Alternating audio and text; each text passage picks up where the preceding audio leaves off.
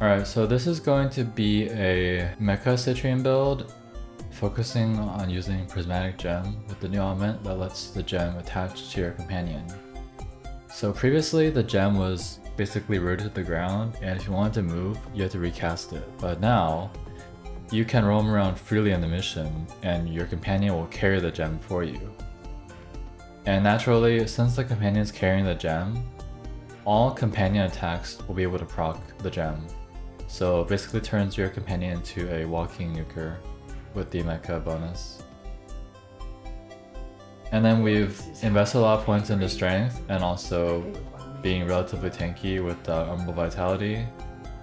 We have Archon Stretch to regenerate energy when your prismatic gem inflicts shock, and Archon Continuity to strip armor when you proc Toxin, also with Magic Gem.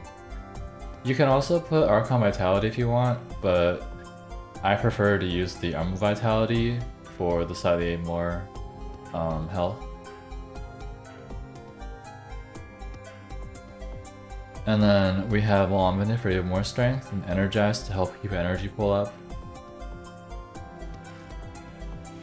Now let's look at the Archon shards. So I've put 2 casting speed shards because Citrine has a long wind-up time for her abilities, especially for Crystallize, so this helps us not be animation locked as long.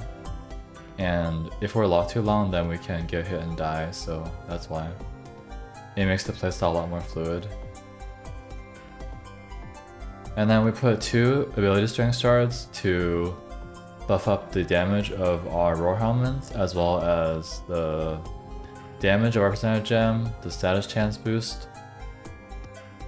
And then we have 1 corrosive bonus shard, which lets our Archon Continuity proc bonus corrosive stacks with the percentage gem, which allows us to strip 98% of enemy armor. And just a quick overview of the other abilities. So Roar, just the damage boost. Preserving Shell gives you damage reduction as well as your allies in affinity range. And you have to kill stuff to refresh it, so as long as you kill stuff, you don't have to recast it. If it does run out, you can recast it and it'll come back, no worries. This is basically what I explained earlier. You deploy a gem and then whenever you hit stuff in the radius, then it will tag them with a prismatic beam and inflicts 4 different status effects. And then this is her ultimate ability. It summons crystals that basically stun enemies, and then when you shoot the crystals, it will deal guaranteed red crits with any weapon that you're using, no matter what the critical chance is. It's going to be forced to deal red crits. So if you want to abuse this, don't mod for crit chance, mod for only crit damage, and then you can benefit from the automatic red crits by shooting your guns at the weak points. Alright, that's enough for the Citrine build. Let me also show you the companion build because it's really important for Citrine using the mecha set. So this is my Kura build. You see mecha recharge here. And then here is the claw build. You'll see that I have another mecha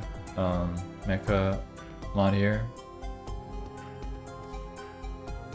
And then to benefit the Kubrow, you'll want to use a weapon with a higher status chance. So here we have 84% with the Burst Incarnon, but we can make it even better. Let's use the Strun Incarnon with a massive 650% status chance in Incarnon mode. That's gonna go crazy. We're gonna have basically a guaranteed heat proc every time our Kubrow hits. And that's gonna spread with the help of our mecha set. And then for the rest of the guns, you can use whatever secondary and melee you want. But this build is mainly going to be using Citrine's prismatic gem as well as the Kubrow with the mecha set. Alright, I'm going to show you a demo in Simulacrum first before we go into a mission. So first, we're going to spawn 20 heavy Exogoxide officers. They're the most armored unit available. Now we're going to cast the gem and look at our Kubrow. See it's attached to him. He's carrying on his back. And now let's go over to the enemies. You'll see the gem radius is coming with me. he's gonna bite the enemy, and now the gem is going to start tagging it. And you'll see that once he kills the enemy, all the side effects are spread and it nukes all of him. And now when he kills the enemy, all the side effects are spread by a contagious bond. Alright, now we're in a real Still Pass the World mission. First thing I'm going to do is activate the Surrender Carnon mode for the bonus status chance on my Crewbell's Claws. And next I'm going to give him the gem on his back. And now you can see he is attacking enemies.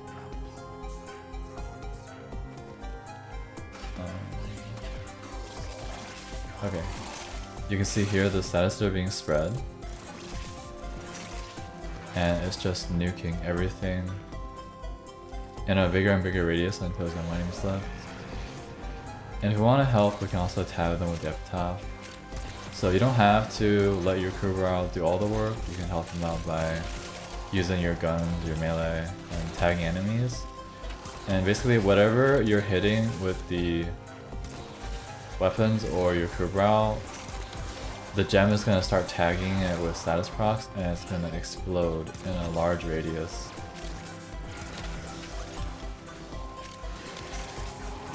As you can see, it's very effective. You get very high KPM. So keeping your life support going is not an issue at all.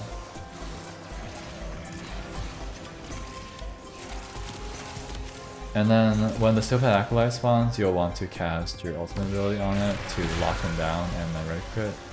However, it's not needed for most of these weaker mobs.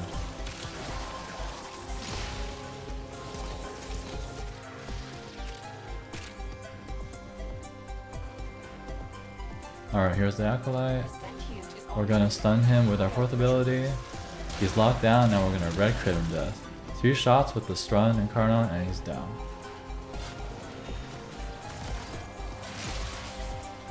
The longer you hold out, the deeper I can search. But if you need to leave, extraction it.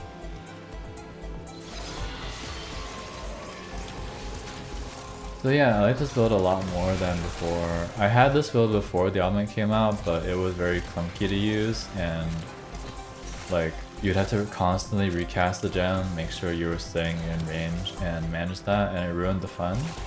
But after Digital Extremes released this new augment that makes it follow you around, it's so much better, more comfortable. You don't have to constantly check where your gem is. All you have to do is recast it every minute and then just the rest of the time just play as you would normally, except whenever you hit stuff, your gem is gonna start like tag teaming it with you.